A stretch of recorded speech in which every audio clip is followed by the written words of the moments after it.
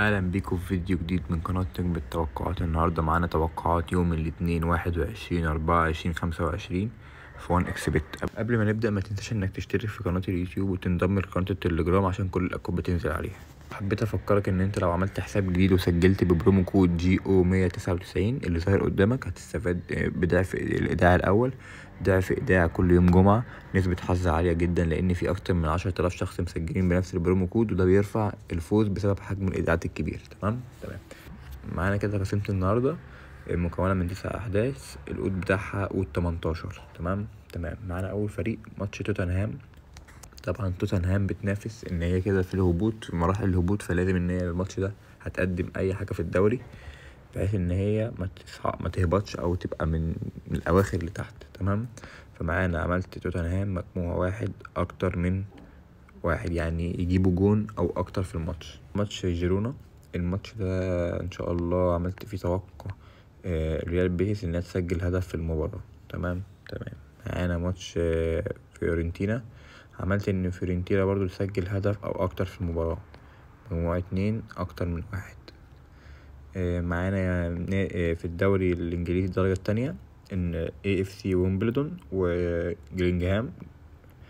AFC ويمبلدون عملت مجموعة 2 اكتر من نص. تمام. عندنا ماتش في كاس هولندا، ماتش القمار، عملت من سيفوز بالكأس فريق واحد القمار ان شاء الله. تمام. عندنا ماتش جيرونا برضو ريال بيتيس، عملت مجموع ريال بيتيس في الركنيات 3 او اكتر.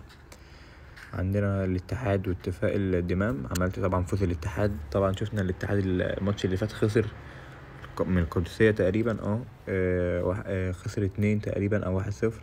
فطبعا الاتحاد لازم يفوق لان هو بينافس على الدوري برضو، فان شاء الله الماتش ده يفوز.